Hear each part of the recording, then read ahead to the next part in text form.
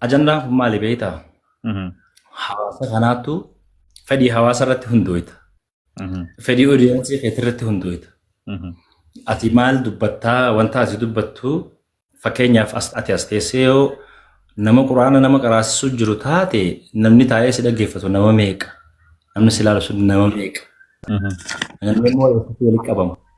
Bakka namni wal arrabsu, wal xiqqeessu, bakka rabshaa fi yaa'iin jirtu bika akkasitti namni argama. Sun akkasi ajandaa ka'etteef immoo ajandaani wantiin ittiin dhaaddachuu turee fi ittiin dubbachuu akkasitti isinitti gabbee dubbachuu tureef suni waan hin dubbadhu waan dhageetii qabuuf. Wanti ati dubbattu sun wal jalaa fuudhamee namni hundi fuudhee gizee hunda waan akka kanatti namni fudhatee deema jechuun hanga maal jeensiima ajandaa uumtee deemuu ni dandeessa jechuudha waan biraatii miti kan biraan qabu. Asitti bar dhageettii qabdu fayyadamteeti amma ajandaa uumte. Namoonni akka keetii yookiin namoonni si fakkaatan kan dhageettii qaban bar hedduu jira. Garuu isaan maaliif akka keetitti ajandaa hin uumne yeroo hedduu asiin baanu murtii guutuu maaliif asiin baanu achiin murtii guutuu maaliif adda taate akkanatti ati oloo akkanatti ogguu takka takkisitti hin dhaga'amu ajandummaa na ta'ee fi uumtu kun gartee aboo hawaasa kana xiqqoo wanna godhe jettee if hin qaqqabdu maaliif uummata kaan ijoollee ta'an irraa adda taate maaliif waan biraa irratti fookas hin goone artii ta'ee waan garagara irratti maaliif fookas godhuu yaalin kana irratti maaliif fookas goote? Maaliif fookas goote? Ani artii keessas hin jiru artiin immoo yeroo hedduu namoonni kanumatti gara artiitiif hin dhufanii asumaan malee raataanii artiin fakkeenyaaf nama tokko yaamtee kan maqaa wal fakkaatu kabiraa jalaa waatee gara artiitti dhufuu danda'a.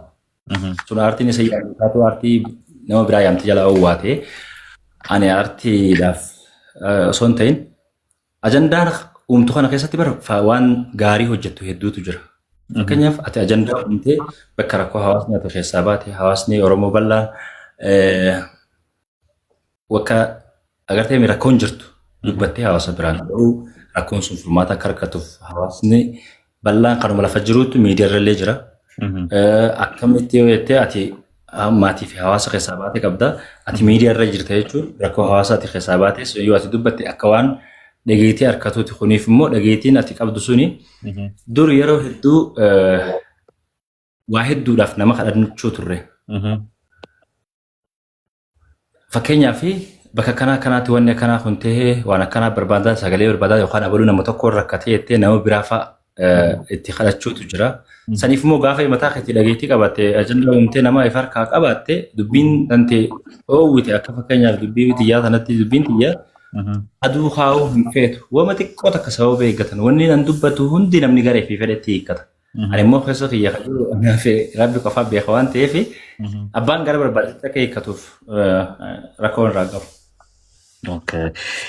Ajandaa hagaa irraa uumte keessatti ajandaaleen ati ittiin gammaddu yookiin waan kana bagan ajandaa godhe jettee hin daganne ni jira ajandaalee kana keessaa kan ittiin gaabbine. Ani waan hin godhetti ijee hedduu jireenya kiyya keessatti itti gaabboo jiraate waan tokko qofa boodaan gara duubatti si hima. Ajandaa hedduu uumnee waan gaarii goonee hawaasa keenya akka fakkeenyatti si kaasuudhaaf gaafa Oromoo Booranaa hongeen buutee ni yaadatte yoo ta'eef namni hedduu sadarkaa artistiitti illee kagabbee akkamitti akka jalqabne akkamitti akka wanti sun sagalee akka harkatuuf yookaan dhageettii harkatuuf hawaasa bal'aa Oromoo biyya keessaa biyya alaa jiraatu bira gahuuf akkamitti taphachaa turre waan meeqa goonee abbootii qabeenyaa eenyufaa bira deemnee namoonni yeroo isa waliin turre amma maqaa kaasuun barbaanne fakkeenyaaf hedduu jiru san keessaa muwaazuma manni jira waa hedduu goonee waan akkaatti dhageettiin ati qabdu gaafa akkasii si fayyada hawaasa keetiin itti tajaajilu. Haga asii qaamaan deemnee asitti buusa waan kana jaamnee even imagine makiinaa 27 fuunee deemnee ture asitti buusa jaamnee hin buufnu lakki artistoota gurguddaan hojii ture akka caalaa bultumee fa'aa akka itti gaafatamuuf eenyu jee kan isiin ifiif nama nurraa buusu osoo nun godhin ifii gurmuudhaan makiinaa sanirra guyyaa jaha gammoojjii san keessa bullee baadiyyaa keessa jechuudha hawaasan biraan keenya ittiin gaabbu gaafa waan gaariin itti hojjettu. Ajandaa faayidaa ni qabaa akkasiin jechuuti. Thank you. Yeroo tokko yeroo I think amata dabretee waan akkanaa keessa kaampaanii enerjii wayii tokko nutti fiddee ture.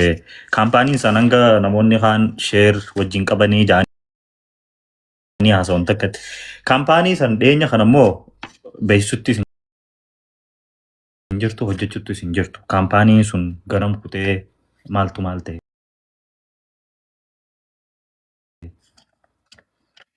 Yaa namoota waan sanarratti na hojjeta dhabaata turan ni beekani. Alex illee ni beeka. Hiriyoonni kiyyaatti waliigalatti ni beekan. Waan hedduu takka itti dadhabee yeroo takkarra yeroo lama sadii biyya Dubaayitti illee itti deddeebi'ee hayyama san hunda itti fitadhee waa hedduu takka godhee milki irraan geenyee bika meeshaa deliver godhuudhaaf jalqabneetti ture. Hawaayee wanni rakkoolee dhiyoota akka agartuu kanaa wajji wal qabatee ni jiraami. Namni kan keegaa namnumti kan kee gaafa tokko tokko bara diina sitti ta'a. Maaliif akkana ta'aniif yookaan aangoo qabutti illee fayyadamee beekuu yookaan qarshii qabutti fayyadamee waa hedduu akkasii harkaa fel godha. Amma waan hedduu takka silaa sitti dubbisuu irraa ibsuun barbaadu wanni sun akka sheeraa guddaan irratti godhamee fi qarshii miliyoonota lakkaa'amu kan dhuunfaa kiyyaan itti baase namoota gurguddaa abbootii qabeenyaa hedduutu yeroo sanitti waan kana irratti na jajjabeessuu ture. Keessaa immoo addatti namaan galateeffadhuu qabaa. Itti lafee wanni sun immoo akka biyya galuu hin dandeenyeef sheera godhamee fi dhiibbaa irratti godhamee feeltee. Galatoomii kanatti aansuudhaan kun immoo ajandaa gurguddaa keessaa ajandaa takka dhiyootti wanni wahii dubbii wahii uumamtee turte obboleessa keenya Sheekhaa Roobeetii waliin. Sanumaan wal qabatee atilleen hidhamteeti turte jidduu sanitti. So ati osoo hin hidhamin dura atii fi Sheekhaa Roobee viidiyoodhaan laayiviinis ta'ee viidiyoo gaggabaabaa irrattis walitti dhadhaadachuu turtan. San keessatti hidhamuu kan kee keessaa Sheekhaa Roobee harka ni qaba. Gaafii wal fakkaataa dhiyoos Sheekhaa dhiyeesseetiin ture. Amma immoo dabareen keetti waan ta'eef gaafii wal fakkaatu maan si dhiyeessa. Sheekhaa Roobee hidhamuu kee keessaa harka ni qaba.